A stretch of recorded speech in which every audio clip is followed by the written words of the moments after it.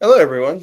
Thank you all for joining us today. We appreciate you coming in, whether you're watching live or if you are watching us after the webinar is over. We are today talking about inside the mind of the cybercriminal, human and behavioral tradecraft in cyber intelligence. And if you don't know what all of those terms mean, that's what our experts are here for. You'll notice that there is a place to leave comments over to your right.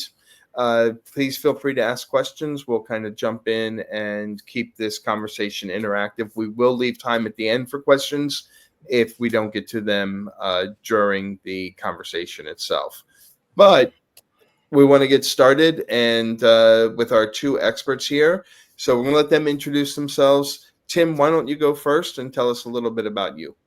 Sure. Thanks, Allan. I'm Tim Pappa. I'm a former FBI special agent and profiler who specialized in cyber detection and online influence. I left the Bureau about a year and a half ago and joined the private sector. Go ahead, John. That covers we it. We did do a face-off right before this, so we got a John Travolta and Christian Slater. Was that who was in face-off? You can tell this is unscripted because otherwise I would have had the IMDb page for face-off up. All right, John, tell us about yourself. Yeah, I did Tim's intro for him. So I'm John. I'm also a former government guy, SIGINT analyst. Did espionage, wrote a book about it. Now I chase bad guys, do a lot of HUMINT type stuff, and write and talk about it every day. Cool. And Tim, is there anything you want to add to your intro? I don't think so. John covered it. Thanks. All right, fantastic. Well, why don't we get started with some questions that I have here on my phone, and I guess one of the common misperceptions that a lot of people have is that if you're out there just chatting with the cyber criminals, because they're a chatty bunch, that's basically you doing HUMINT. But obviously you both know that's not true. So what's the difference between some rando chatting with the cyber criminal and actual HUMINT intelligence? Or I guess start by defining HUMINT intelligence and then what the difference is between that and random chatting. And Tim, if you don't mind, if you'd go first, I'd appreciate it. Sure. I mean, John and I have talked a little bit about this before. I mean, I guess by default, when I hear HUMINT, I tend to think about the intelligence cycle with some kind of organization, right? And this could be from an analyst perspective, it could be from an operator's perspective, how they might want to approach somebody. They've got taskings or requirements. They want to collect information and then provide that information to someone who's going to analyze it. And that's like the whole cycle. I think of it too as a discipline of human operators, right? In terms of it's tradecraft to them. It's how they engage people to recruit them in the sense of motivate them to want to provide information that operator wants. Chatting online, I think you could argue it in a lot of different ways. Like, is that really HUMINT? Sure. If that's your frame of mind, I think it makes a difference if people have some kind of framework, some kind of rigor, some kind of method and practice to how they prepare to talk to someone online instead of just going from their gut. I'd say generally, a good example is the last part of my career at the FBI. I was a profiler at the Behavioral Analysis Unit, and a lot of profilers are experienced agents and they've done a lot of interviewing and recruiting, but you don't always necessarily have a framework for it, right? So just based off of your experience, your talent, your gut feeling, you might think I'm pretty good at this. I can get what I need to get. But once I got the BAU, you start to get exposed to different kinds of approaches and methodologies. And then it becomes more about, based on the behavior of this individual, can I design something to get the most back possible? So there's a lot of parallels to me. When you talk about HUMINT, it can mean a lot of different things. But I guess that main question is, how much should you prepare for this conversation based on whatever your objectives are? I think it can be a pretty diffuse and broad thing. Yeah, I think the big difference between just talking to someone, chatting online versus HUMINT is yes, I agree with Tim. There's a framework around it, but most importantly, there's intelligence goals. So it's a planned exercise. Even if it's long-term, short-term, it doesn't matter. You're going into it with a very specific goal, which you've prepared for, and you're trying to come out of it by collecting that information or tasking that source. Just talking to someone, I mean, we could argue all day whether that's HUMINT or not, but I don't really consider it to be one and the same. So I think you have to really have intelligence goals, plan, and a framework around it to make it be HUMINT, at least to make it effective HUMINT, if you want to use it for an actual intelligence value. Otherwise, you get what you get wherever the threat actor takes you. So I do think there's a big difference. So, I want to go a little off script here for a second, because Tim, you mentioned the intelligence cycle, and I think that that's something that a lot of people have heard about, and I appreciate the fact that you defined what that is. But Jon, going back to you, how do you see HUMINT intelligence, so this type of HUMINT collection, fitting into the intelligence cycle and what it drives within the intelligence cycle, especially as you work for Allan Swan, a threat intelligence company? Yeah, well, I mean, it's going to be a little bit different than, say, when I wore my government hat. But to answer your question, I think that a lot of it has to do with the preparing and what you have to do before you ever engage someone, the research, the profiling, understanding who that person is friends with, who they work with, who their adversaries with, what their political or religious beliefs might be. If you think that they have an ego or some other aspects that you need to work with, and figuring out how to approach them and how to you manipulate that situation that's going to work for you. I mean, there's ways to get actors to approach you. You might go into it and not want to directly approach a threat actor. So instead, you go to a forum that they're on and you start posting about topics that they're interested in until they reach out to talk to you. Other times, you'll plan engagement and you'll go directly to them. Sometimes there's not often, but there's overt and there's covert operations. So all of it really comes down to that framework of preparing, figuring out the engagement and the approach for it, and the methodologies you're going to use based on their personality traits in order to get the end result that you want. And depending on what you want, you're going to treat it differently. Not all actors are hostile. Sometimes they want to talk to you. Other times, you might be pretending to be someone, or you might be doing it yourself. But regardless, you can get benefits if they don't like you. You also get benefits playing towards their adversary. So point is, there's all these different roles in the way that this works into the intelligence framework. But at the end of the day, you have to determine what your intelligence value goal is for the output, and you have to plan for that. On top of that, we use this with CTI. So you need to look at where those gaps are, because a lot of times there's interesting things you might want to ask or learn, but the actual value is knowing where those gaps are. That's the high value information you're trying to come away with. So understanding that, preparing that, and having that in mind when you do a HUMINT engagement is really critical. Otherwise, you're just having a conversation and you may not get that valuable piece that you need for whether it's to make an actionable, if you want actionable intelligence, or whether you need information to better defend, or whatever it might be. That only happens when you actually plan and go through the different aspects of that life cycle of intelligence. So we've got a question from one of our listeners, Anastasia. Hi, Anastasia. Jon, you're known for conducting threat actor engagement under your real name. When comparing that to engaging under a persona, where do you see greater benefits in the type and quality of intelligence you're able to gather between the two approaches? So going in real name versus a persona. Yeah, well, I'll say there's a lot more work when you do covert, when you're being somebody else. You have to build these sock puppets that need to be believable. They need to be usually known by someone who knows your actual target. There's a lot more risk of it failing when you use that approach, but that is the primary approach that we use, or most people use, and doing it well makes the difference of getting the information you want. The reason that it's rare to do overt approaches with HUMINT is because there's significant risks. I laugh because I feel like I'm kind of an idiot for what I do, but the reason that I do it is, sort of the situation that I ended up in with the Ransomware Diaries. A lot of adversaries want to talk to me, and I can actually get much farther and much quicker talking to them myself. So while the risk is higher, the output is more effective. I get a greater intelligence value, and for me, that risk makes it worthwhile.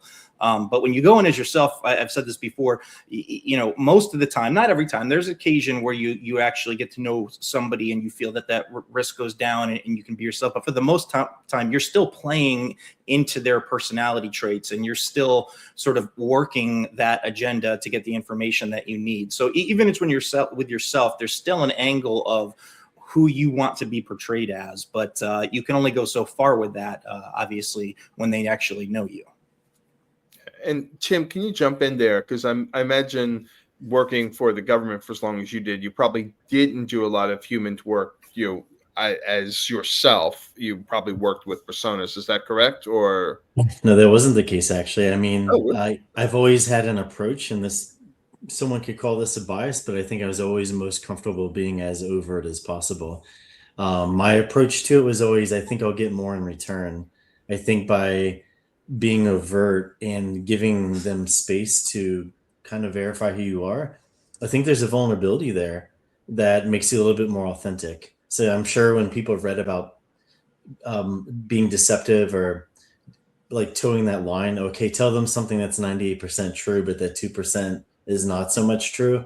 Sure, that's a place I would be. I also knew like I was not the type of person that should be doing undercover work.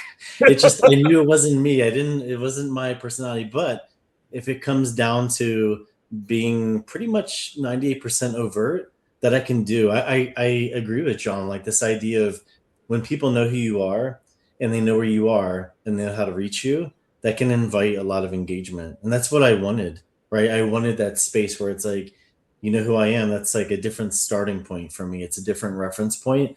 I think the same thing in terms of like research, where you want to be as open as you can so people can look into you. I recently connected with someone on LinkedIn, actually, who had been in prison and now they're out of prison. And sure, we had an initial like, who are you? But I knew him from a past case and we've been talking. And I think that aspect of making that move and saying, this is who I really am, do you want to talk, is a great starting point. Because I think, as John alluded to, if you have a situation where someone discovers you aren't being honest about something or you're trying to hide it, you've thrown a huge wrench into your entire process of trying to build some kind of trust. Certainly, there's a time and place for those covert approaches, and it might involve other people. And it might be an issue if you're trying to verify information. But I think from my perspective, if you want as foundational a starting point as possible, I just want to be as open as I can so that we can start there, right? There's always going to be issues of like verifying information and being authentic and trying to evaluate if they're being honest or not. But if I keep steady in that space, it gives me a consistency I think can be powerful. And an engagement with someone to be like, I'm being upfront with you. This is who I am. This is what I'm trying to find out. I think the last thing I've needed, that I don't need in those kind of engagements is to hit a place where I have to explain, yeah, I was kind of tricking you at first, but so I tended to try to avoid that kind of issue because it's really a complication that you may not be able to come back from, and just be overt from the beginning. Sure. Does that cut out some of opportunities? It does. But that's why I'm like, that's for other people maybe. But from my approach, I think as a researcher or humanitor, you just got to find what you're most comfortable with. And that's probably where you'll prosper the most because it's a place you can be confident in what you're doing in your work. Yeah, I think it's much easier to build authenticity and trust in a relationship. Again, the risk is higher, but the effectiveness is better. But I think that authenticity and that trust and that sort of speeding that process up makes for higher quality and more effective engagements. Agreed. So obviously, we've got another question coming in. Tim, drawing on your FBI experience in criminology studies, how do traditional criminal profiles compare with those of cybercriminals? Are profiling approaches different in any significant way? And I think this actually leads well into the second question that we're going to have. So I want to tie what Anastasia is asking here with that second question is, and Tim, I'll start with you on this since that question was directed toward you. How much design and planning should you put into a human engagement online, and what do you do? Obviously, especially if you're approaching as yourself, I imagine there has to be a lot of thought that has to go, and you all have both alluded to this.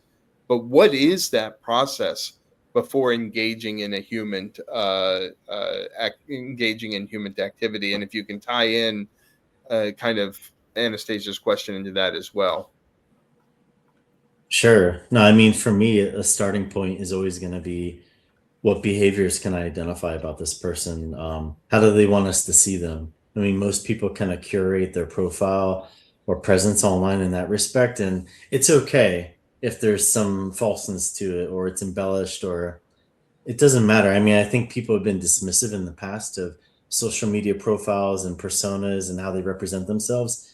But that's a gold mine, because they're saying for you, this is how I want you to see me. This is how I want you to talk to me. This is how I want you to approach me. And you can work within that space, because once you do and you start that engagement, now you have a place to continue to yield that behavior, right? My design and planning process has always been try to identify how they want to be seen, how they want to be spoken to, and anything I can see about them, about their life choices they've made, who they're in a relationship with, what they think about A, B, and C. All that stuff is important. We used to say in the BAU, whenever agencies would be like, what do you need from us? We'd say, well, everything you have and everything on the cutting room floor. So things that didn't end up in reports or investigations, but you know this about them, even if it was anecdotal, we'd want to know that. So it's the same way with like consuming anything you can find on them. That's when you can start to organize. And, there's a lot of frameworks out there in terms of like doing behavioral or personality assessments or looking at them at their technical capabilities. But I think a really simple way to look at it is, I want to know how they see themselves, how they want to see themselves. Anything I can tell about like what's going on in their life at that moment. So it's like a very general to specific approach. I mean, tying into Anastasia's question, sure, there's a lot of theories out there. There's a lot of conceptual frameworks about how people get into crime and why they're in crime and their motivations. But I think you want to try and stay as current as you can in terms of the research out there, especially if it's surprising. I mean, there's been some recent studies that have come out from a lot of Dutch researchers in criminology, looking at primarily samples of Dutch teenagers, but they're looking at influences in their life and why they got into criminal activity. So you can go back to things about like, well, it's who their friends are, or there's an opportunity. But a lot of this keeps coming back to, who are you as a person? Who do you want to be as a person? What's your attitude towards this? What do the people you care about most in your life think about it? Do you think you're going to get caught? All those things really shape someone's behavioral intention and their choices. So you can start generally, even culturally, about how people act in certain situations. But based on the behavioral data, behavioral artifacts, the content you see about them, then you start getting much more specific.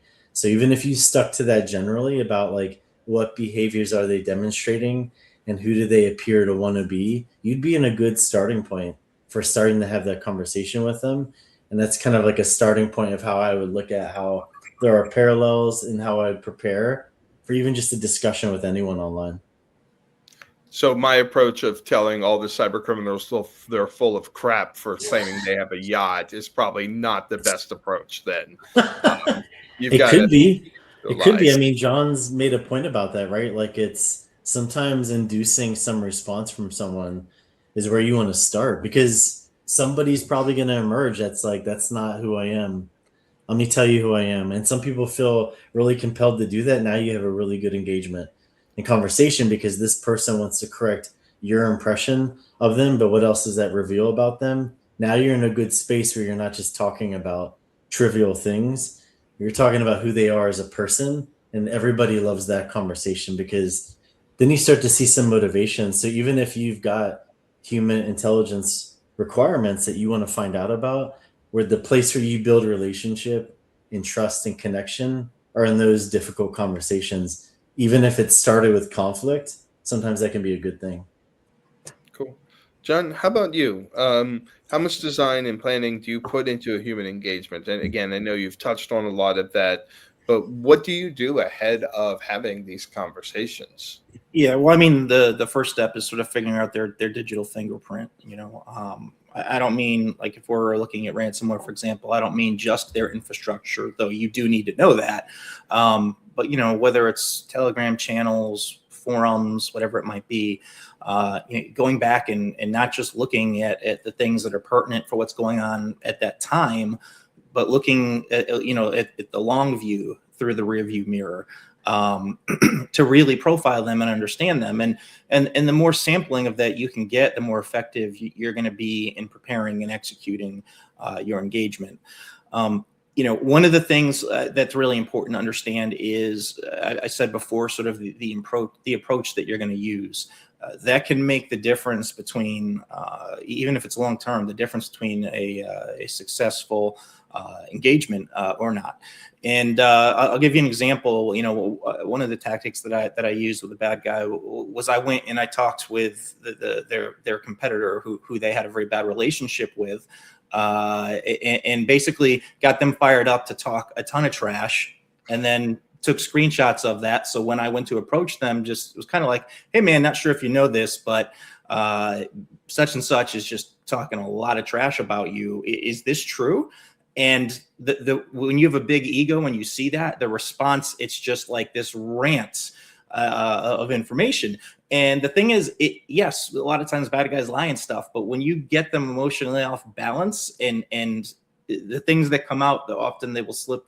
Often they'll give you things they wouldn't give you if they were calm, cool, and collective. But again, you got to know, like, okay, this person has a big ego, or this person has a vulnerability to this topic, or whatever it might be, in order to take advantage of that, if that makes sense. So you both talked about the planning that's involved, but you also both are well known in this industry. So how does that change? And Tim, I'll start with you on this. How does that change when somebody approaches you? So if somebody reaches out to you and say, I want to talk, I'm a cyber criminal, or I'm part of such and such a gang, and I want to talk, what is your then process? Because now you are, you've got an immediate response here, or maybe you don't have an immediate response. What do you do in a case like that? Well, I think I'm always up for a discussion. I mean, I think about constantly, like, what's my public presence? How approachable am I? How do people find me? And of course, thinking about, like, protecting myself, there's certain things I'm just not going to do, like clicking on certain things. But I typically want to stay on platforms that, I'm comfortable on speaking. And I know they probably do too. Like, if I'm reaching out to them, I want to make something convenient. But yeah, for the most part, I typically just have a posture of being relatively open to see what someone has to say. But I think there's limits to it too, because I do recognize that I'm pretty public. I'm pretty open out there. So I feel like there's certain conversations in past I just don't go down. I haven't been in some of the spaces that Jon's been in, and some of that really is by choice, because it's like, I don't know if I want to go there. I think I'm in a space where it's like, I want to do research and I want to talk to people. And there's things I'm more comfortable with than other people. Like, there's a lot of people who have been in cybercrime, who've been in prison and they're out of prison. And some people, especially from law enforcement, don't even want to interact much with people who are felons. I don't have any issue with that. I want to talk to them and I want to share their stories, and I want to be as open as I can with them, because I think it gives me a lot of perspective as well to be having those kind of conversations, even if they're provocative and even if they make other people uncomfortable. And I think that safety is a good caution. We saw just a couple years ago where a North Korean threat actor reached out under the guise of being a researcher to a bunch of security professionals with, hey, with a simple, hey, I'm having a problem with this. I think I found a vulnerability in this thing. Click on this link. And I was surprised at the number of people that clicked on that link and wound up getting infected. So Jon, kind of same question over to you again, being a very big name and being in some of those sketchier spaces that maybe other researchers don't go down.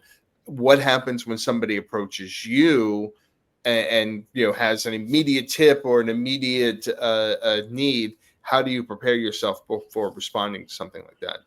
Yeah, so I mean that's happened several times. I will always talk to them. So one, I look at it, the more contacts and connections I have, the more effective I can be at my job. But two, I love people. Like the more interesting you are, the more I want to talk to you, even if you're some crazy internet villain. I still want to talk to you. Probably even more want to talk to you. But it does catch you off guard when that happens. There's also different ways to understand this. Not everybody you talk to, you're trying to either make a source or get access to something. Like I have a whole Rolodex of bad guys that I've never written about, but I have relationships with them and they'll share information. I don't want to say that they're necessarily a source, but when you put, a collective of people together and all of them give you little bits and pieces of information, you start to piece things together that you wouldn't have otherwise. So all those relationships can have value, and you never know when that person is going to have access to someone who is a big target to you, and you can leverage that. So I do think there's always good in it. I think the biggest one that ever caught me off guard was not through my phone number, but through one of the apps. They just randomly called me, and a threat actor did, and they didn't hide their voice. I mean, I was really caught off guard because that doesn't happen very often. But even then, it was a little bit different, but you still have to, as soon as you're in that situation, you kind of got to step back and be like, who is this threat actor? What is their role? What are their relationships? And most of the time when you live and breathe this stuff every day, you can piece together enough that you can still effectively have conversations and get some value out of it. But after that first interaction, that's when you really still got to go do your homework. Now there are people that tell you should never do that. Like they just reach out and you're not expecting it. Well, now it's no longer human engagement. Like they're controlling that conversation. But in cyber, I would disagree with that because it's different in cyber. Not everything has to be in real time, that exact second. So there's still a lot you can do with the human engagement, even if they approach you. And let's be honest, if they're approaching you, inherently that communication is likely to be better than it would if you're going to them, because now they're not questioning, is there an ulterior motive, are they trying to get something, because they've come to you. That's actually one of the best situations you can be in, assuming that they have some value for the work that you're doing. So pro tip for all the threat actors who are watching this, and we know you're watching this because you watch all of Jon's webinars. You can buy an Incredible Hulk voice changer for $10 on Amazon.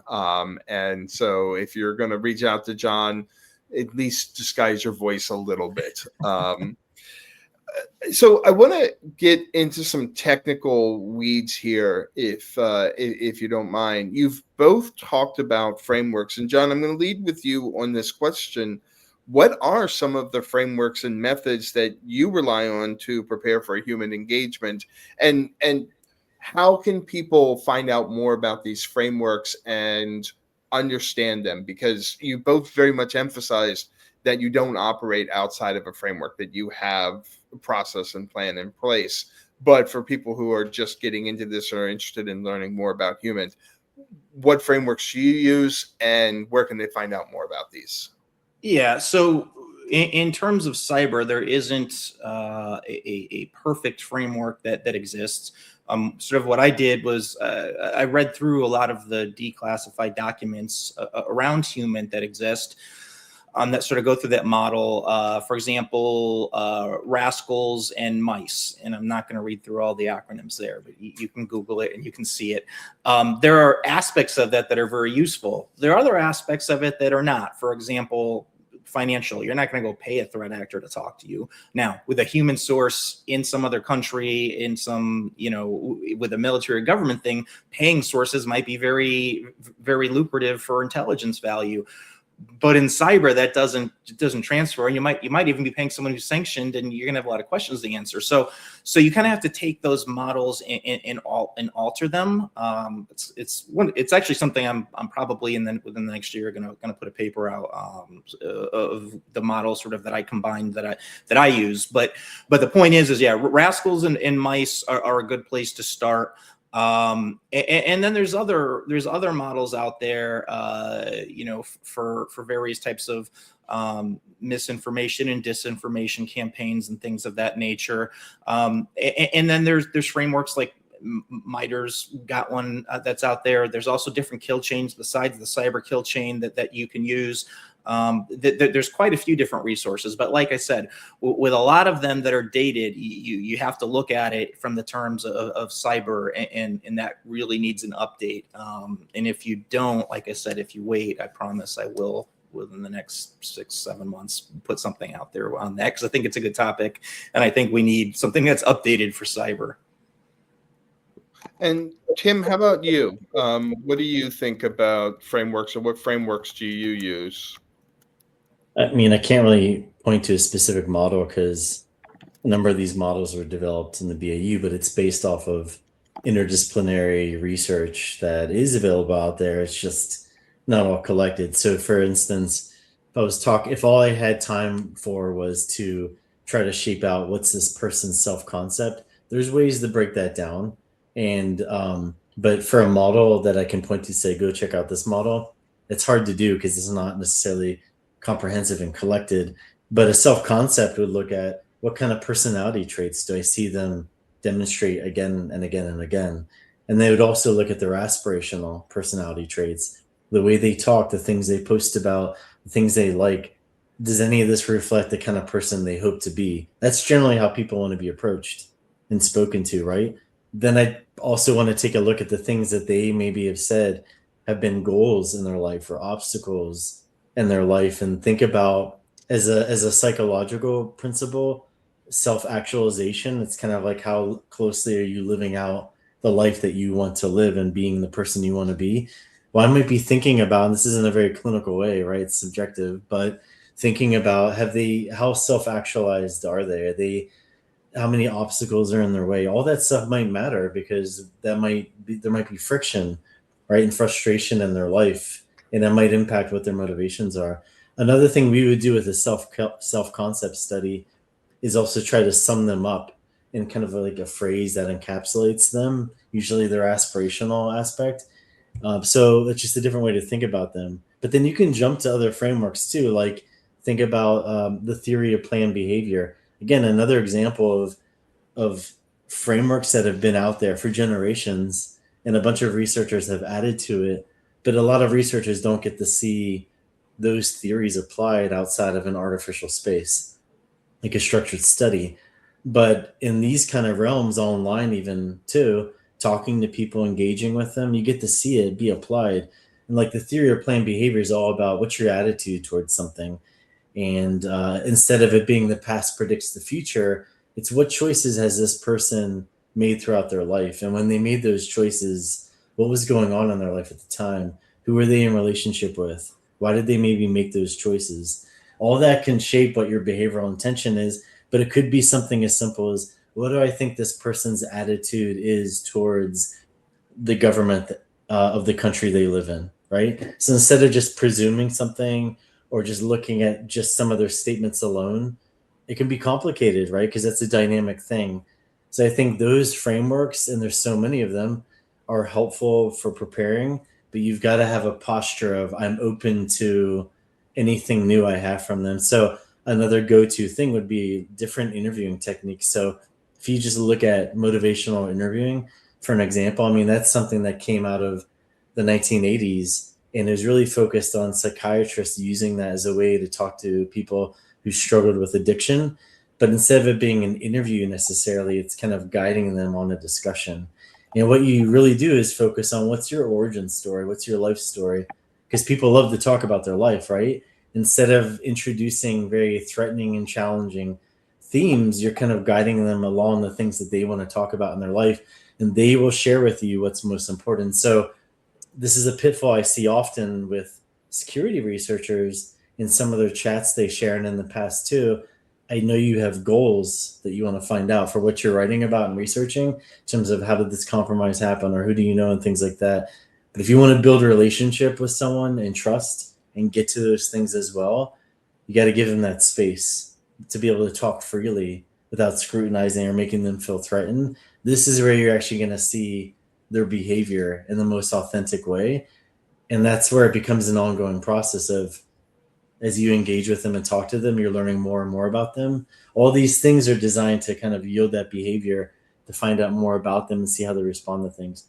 I certainly could talk for like the next hour about like, what about this framework of affect and emotions? There's so many you could apply, but it always typically comes back to who are they? Who do they want to be? Who are they in a relationship with? Those are some of those core things that really shape someone's decisions and the way they behave. And it could really set the tone for what your engagement is with them online and what you talk about. Cool. The QR code in the upper left-hand corner is a link to a paper on Rascal and mice. So, and there's probably some malware somewhere in there, because we like to be full service here. But if anybody wants to read more about the frameworks that Jon was talking about, and I think we've got a really good question in from Kashik, and I hope I'm pronouncing that right, pal. Hey, we use MITRE Engage for CyberHUMINT. It's a framework for adversary engagement. I feel like we can engage on two fronts, technical using cyber deception and psychological using CyberHUMINT. I'm not personally familiar with CyberHUMINT, but if you all are, I'd love to get your thoughts on it. Yeah, I would like to take that one, and I'm going to throw everybody off here, and I'm going to try and see if I can share my screen here. Oh, yeah, because live demos are always good. Do it.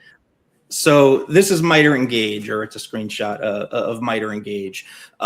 You can absolutely use it, and I should have actually mentioned that when I asked about the frameworks, because this is actually updated. It's a little bit different, and it's very much a mesh of CTI and planning for HUMINT for with different goals and minds in mind. It's not just intelligence gathering, as you can see. There's collection, there's disruption, but this helps you plan and walk through it. And when you start out, you kind of have a top row, and you go through each step, and you select the things that you want to do, and it gives you sort of a plan.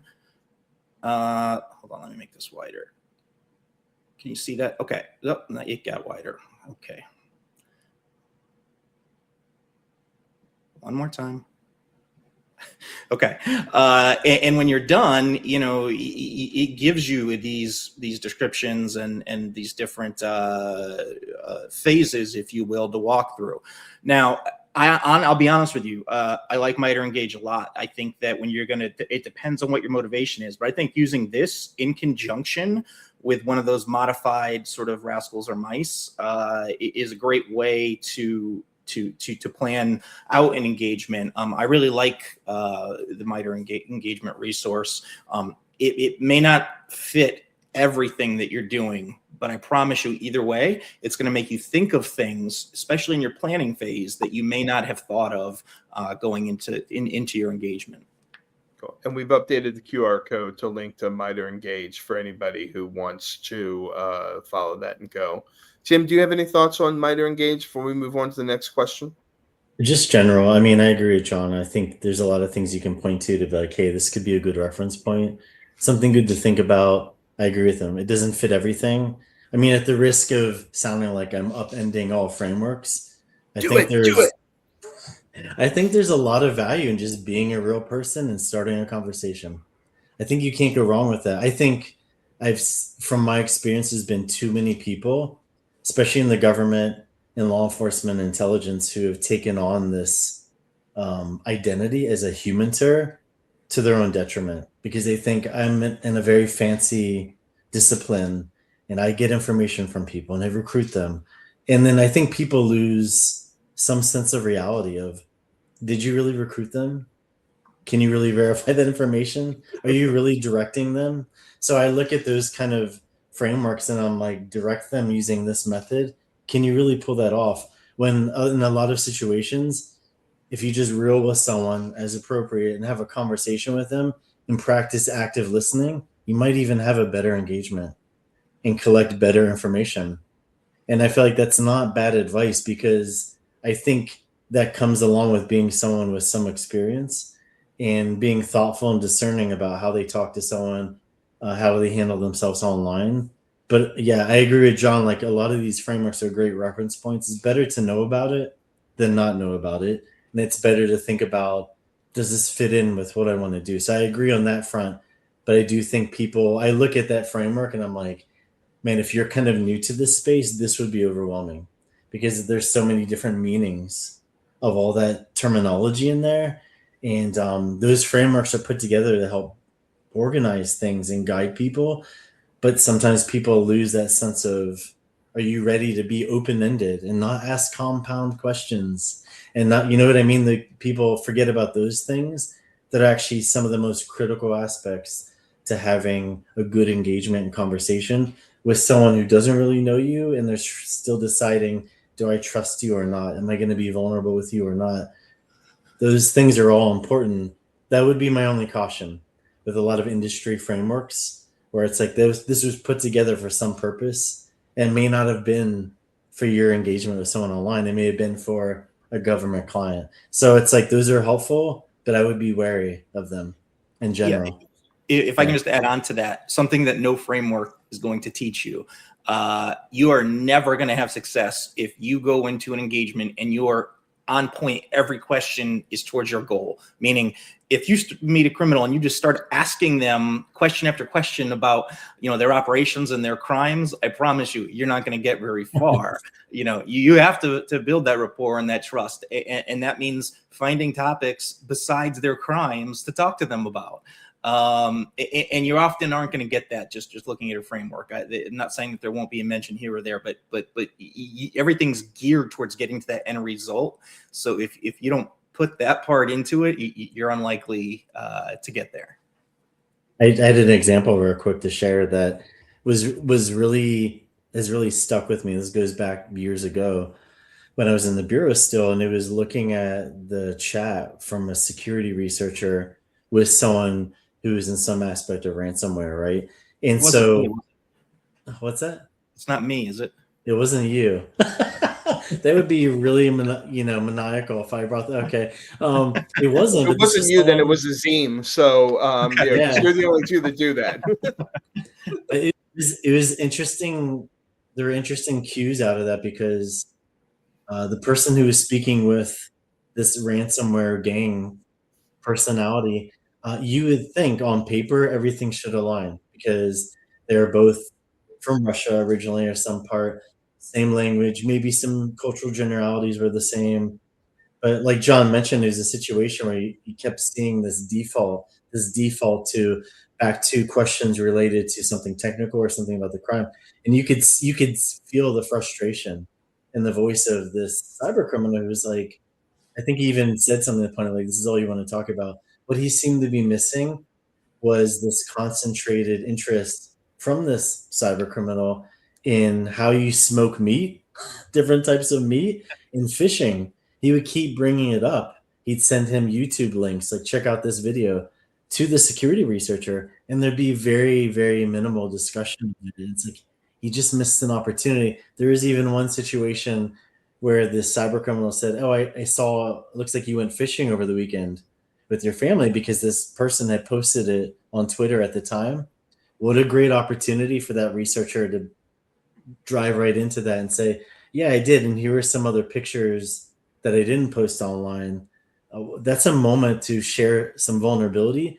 And it makes that engagement much more special, because that researcher is saying, I didn't put this online, but this is something that's much more personal. Maybe there's pictures with this person's family if they want to share that, whatever. But to say, like, this is just for you and I trust you and I value you as a friend, they could have gotten to the other things he wanted to know. But he kept missing these opportunities to just spend a little time with another human being.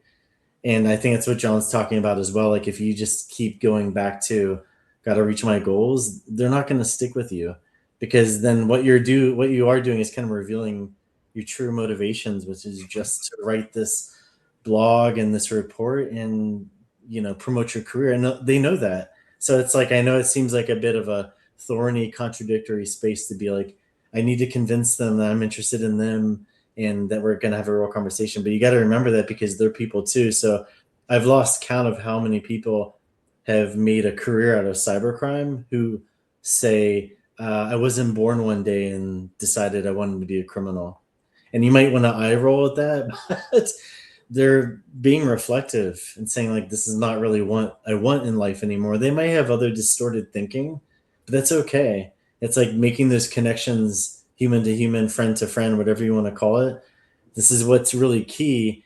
And I'm sure, John, when we've talked, you've shared a lot of examples of people who keep coming back because they value you as a friend or someone they trust. Even if you weren't going back to them, they value that, because you got to remember, a lot of people in the space, even if they don't know who they are, cyber criminals, by the nature of what they're doing, they're probably going to be much more hypervigilant, maybe even much more paranoid, and they don't have as many friends as they probably should have.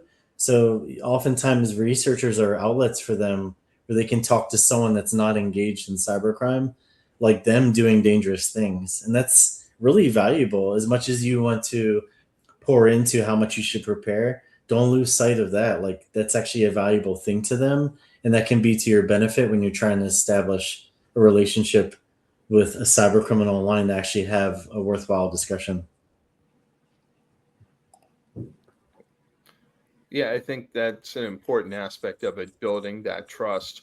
And I do think, in that example that you gave, Tim, I do think it's important just to still remember, though, that you're dealing with a cyber criminal, and share, yes, and share that intimacy, but also make sure you are protecting your family and so on. Unless you, like you two, have been doing this for years. I do think people who are diving into it for the first time can mistake that, or can make that mistake of oversharing in the wrong direction. And I think that is kind of leads into my next question, and I'll start with this on you, John, because we've got a few minutes left. So when has that, your approach, backfired? When has it gone wrong? Because I know you both have had incredible success, but obviously it doesn't always work out the way you want. It definitely doesn't always work out. There's times where it doesn't work out and you have to find another method with probably a completely different source to get your information from. But, most of the times where things haven't worked out have been because of just a few things. One, lack of preparation and understanding, or a misevaluation of understanding that person's motivations of what makes them tick. Two, early on, going in and just asking questions about related to the crime. It took a few tries before I realized, this doesn't work very well. There's more to it than this. And I think that the third thing is, sometimes there are multiple people behind accounts. So you have to be open to the fact that just because you have this game plan and you've done your homework, you got to keep an open mind when suddenly something changes or seems to completely contradict what you had seen in the past and what you believed. Follow those clues, because you have to handle it completely different. Now you have two people that are behind one persona, and that actually happens more than you would think. So all of those are sort of variables that when you just look at it from the outside going in, you don't think about. And all of those are things that have caused me issues where I've had to kind of take a step back in doing this work. to what Tim said, about sharing things, I don't have much family, so I don't have as many of those concerns, but sharing like personal things like that actually works very effectively, and it's usually a two-way street. I have threat actors all the time that share me pictures of stuff that is personal, that has nothing to do with crimes. And it can actually, that you can actually connect sometimes on topics and things that you like, and then now you're honestly building that relationship. You're not making something up, and that makes it so much easier. Just because they're a criminal doesn't mean they may not have an interest in something that you have an interest in. You guys can have the same hobbies. You might both like watches, you might both like cars, you might both like technology, whatever it is. But all of those can be pitfalls if you go into it and you find something unexpected. Before I get to the last question, Tim, do you have anything you want to add on to that? I guess one thing, I think not being clear with them, what you're interested, what you want to talk about while you're there. I mean, especially in situations in the past in law enforcement where they're thinking a million things in terms of like, why are you here and what are your intentions? Not being clear often becomes a major barrier, because you're giving them too much space in that ambiguity and uncertainty to make other conclusions that may not be what it is. And I think, again, you want to get past presumptions of you might have some ulterior motive or you're being dishonest with them, just being as candid as possible within reason. So yeah, anytime there's been a lack of clarity about why I'm there, why I want to talk to them, it tends to become an obstacle, and sometimes whatever I'm trying to build can fall apart. We have a question coming in from our HUMINT Karakurt. Have you ever found yourself almost becoming real friends with those interesting people you mentioned before, since they are interesting? And do you have some kind of personal, professional, pre-generated guardrails to prevent that kind of situation? So do you want to be real friends with Waza or any of the other people? John, I'll start with you. I have many times become actual friends with criminals. Look, the way that I go into this, since the time where I started doing overt as myself, the more real you are, authentic with that part of it and building that relationship, the more effective you're going to get. You have to know yourself. Are you going to still do your job when it's a hard decision? As long as that answer is yes, and you can stomach it, then it's okay. If you can't, though, then you're probably in the wrong line of work, and you shouldn't do HUMINT. But that's probably the hardest aspect of this job. Is there are some that are just terrible people, like Wazawaka. That dude's a character, man. It's hard to not laugh and joke with him and stuff like that. There's been the Yaroslav Vasinski, the Rival guy. I am legitimately, granted he's in jail now, but I am legitimately close friends with him. Like he's going to get a Christmas card from me. Like, I actually like him as a human being. Now, wait, am I going to get a Christmas card from you? I don't think I'm going to get a card. If you guys are in prison in a foreign country where you don't have anybody, yes. I'm going to run out and commit some cybercrime so I get a Christmas card. But yeah, the guardrails are the fact that every time I've ever been in that hard situation, at the end of the day, these people are hurting people and doing the wrong thing, and I will always do my job. The one example I gave where I said a true friend, that person is in prison and actually has remorse for what they did. Just to be very clear on that. But there are other ones that are likable, and yes, but you have to be able to do your job. And the day that you pass up an opportunity because you like that person too much, you're now actually contributing to the threat. So yeah, you can be friends. You're human. You can't know from liking people, but you can control what you do. And that's what comes back to what Tim said at the very beginning. HUMINT is a discipline. It is not just going out there and talking and being buddies with somebody. There's a goal in mind, and you have to reach those objectives regardless of how hard it is personally. You take yourself out of it at that point, or you don't do this work. Right. And I think that's important. And I'll get to your response to Tim in a second. But I think that's important for people to remember. What you all do seems cool on the outside. And it is. You're both very cool people. And so it's like, it's like one of these things that people look at and go, oh, wow, I really want to do that. But you have to do it with a purpose. You're not just just because you talk to bad guys doesn't mean you're doing HUMINT. And I think that goes back to what the first question was here, is it's more than that. HUMINT isn't just talking to bad guys. It's, something that getting information that is being fed into an intelligence cycle. Tim, how about you? Have you ever become friends with anybody, and do you have guardrails for things like that? Yeah, I mean, this question is definitely much more relevant to John, because a lot of my situations have been, well, it was either law enforcement and they were subjects of investigation. So no, I didn't become friends with them. And then I think post FBI, it's primarily been felons, or people who are out of jail, and that's different. Felons need love too, Tim. What's that? Felons need love too. I know. There was someone recently who said, maybe you shouldn't call us felons. I'm like, okay. What do you want me to say? Individuals. Okay, fair enough. Technically, they're still felons. Yeah.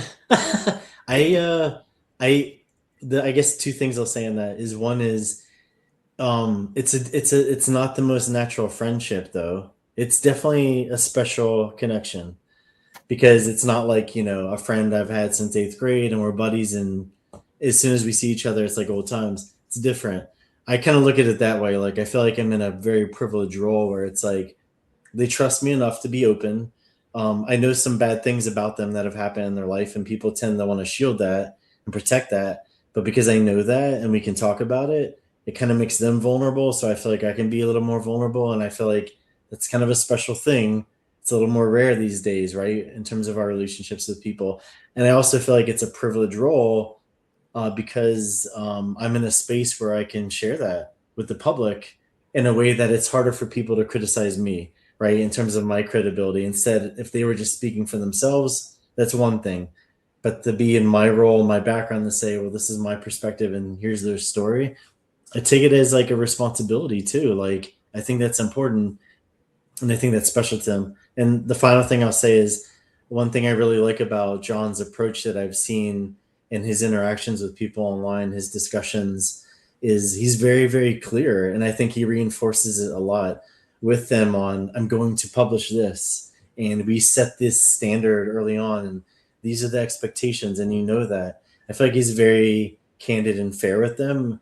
And my takeaway from that is, like, that's probably a really important thing to keep bringing into conversations, so that even if they're reactive about something you published and wrote about, hey, you told them and you checked with them. It's not like they're checking your work and approving it, but you're very clear with them. These are my lines. So I think John does it really well. It's a good model to follow.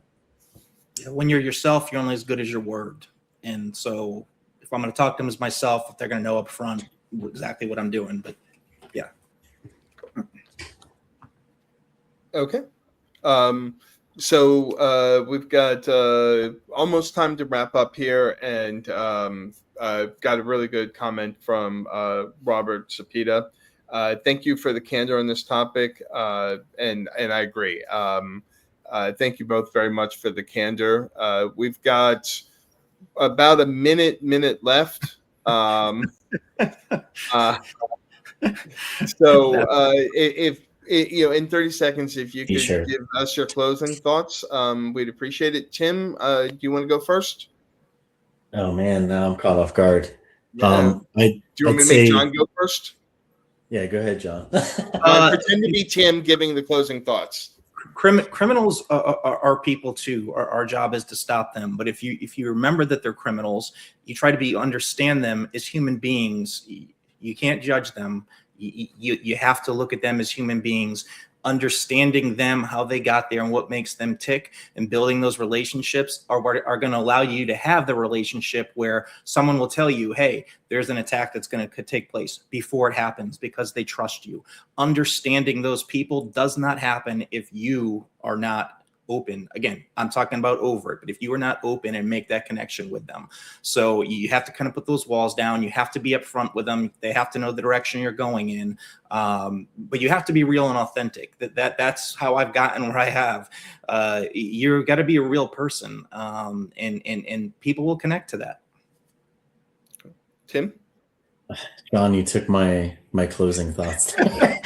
I think we're good. If we don't keep putting Tim on the spot, if you don't got anything, Tim. Yeah, it's fine. No, I think as an encouragement to people out there watching who are interested in getting into this space, I think it's a pretty wide entryway because there are so many threat actors and cyber criminals out there, and there's so much changing in that space, and we need more voices out there as well. And people want to tell their story. So that should encourage you to get out there and talk to people as appropriate, whatever you feel comfortable with. But there's a lot of stories to tell. And I don't think the barrier is as high as people might think. Yeah, and I just wanted to thank the legendary Allan Liska for taking the time today. If you don't know, Allan is also, he owns one of the owners of Green Archer Comics, which is an awesome geeked out cyber superhero series and other things. So check his comic series out. You can find it on the web, I'm sure. But thank you for coming here today, and thank you for hosting this, Allan. Thank you. Yeah, of course. And thank everybody for attending. Really appreciate it. And I think we will end it there. Again, thank you all so much for an incredible conversation. Thank you.